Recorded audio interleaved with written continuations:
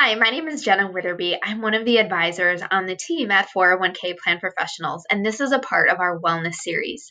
When it comes to your personal finances, it's important to not just wing it, which is why we created the 8 steps to becoming financially well.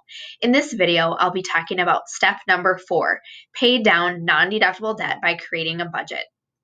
And this is step 4 of 8. These are intended to be done in order, but you can certainly skip around in our series depending on what step you're at or perhaps what area you want to focus on right now. So here I'm talking not about your mortgage necessarily, but about credit cards, car payments, and student loan debt. And even more so on the first two because some interest is tax deductible for your student loan debt. But there's many ways to create and maintain a budget. Don't think you have to spend money. Don't think you have to be fancy. You could literally get out a sheet of paper, put a line down the middle, and have a column on the left with income coming in and a column on the right with expenses going out.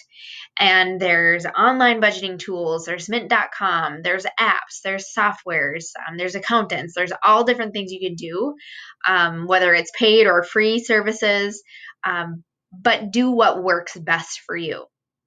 And by going through this practice of what do I have coming in versus what do I have coming out, you may find that your expenses exceed your income. And if that is the case, first of all, don't panic. It's good that you're doing this. Find the cause. Adjust your non-essential spending. So I'm not talking about your necessities like food, shelter, transportation, things like that. But I'm talking about kind of those extras, the non-necessities. That'll be the things that need to go first or at least be minimized first. Also, hand in hand with this is shrinking your existing debt because we really feel like debt can weigh you down from doing what you want to be doing and what you should be doing. So make your debt payoff a priority. The first step is write everything down, whether it's physical on a piece of paper or in some sort of electronic mode, but write down the balance, the interest rate on that particular debt, the minimum monthly payments, and the time you have to pay it off. And here's 2 of the most common approaches to debt payoff. The lowest balance approach.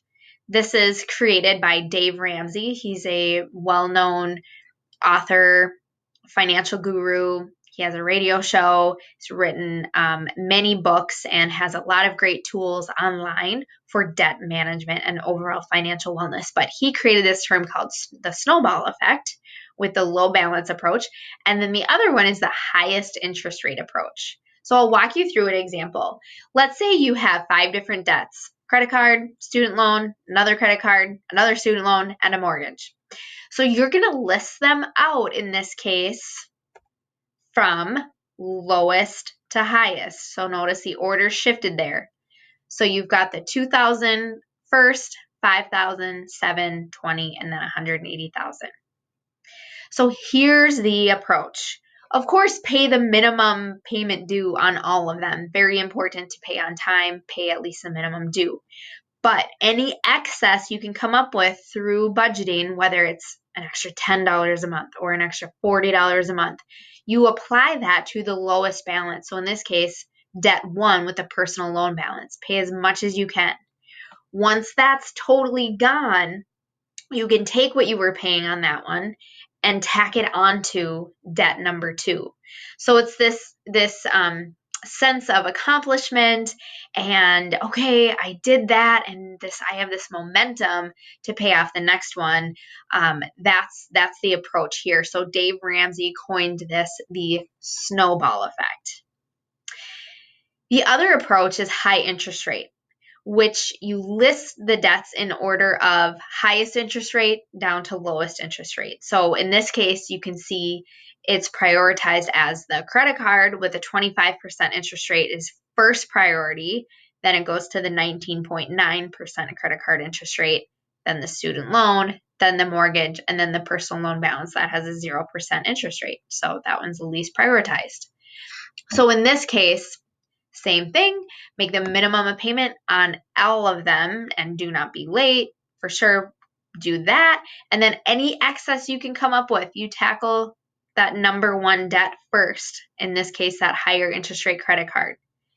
And then once you've gotten rid of that, go to the next one, which is the other credit card.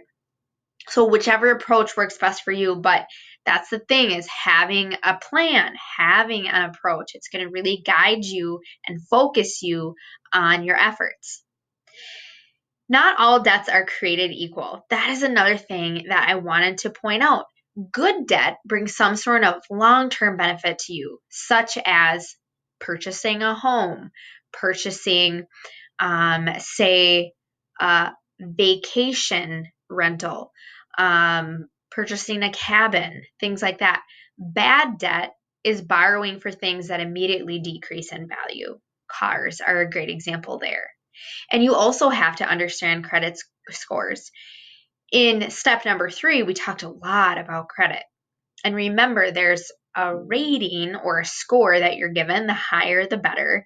Anything 740 and above is considered very good or exceptional.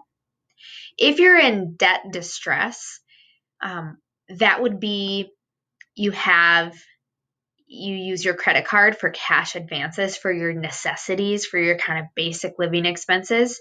You're using overdraft protection on your checking account to pay monthly bills. You've been using savings, dipping into your savings to pay bills, using one credit card to pay for another.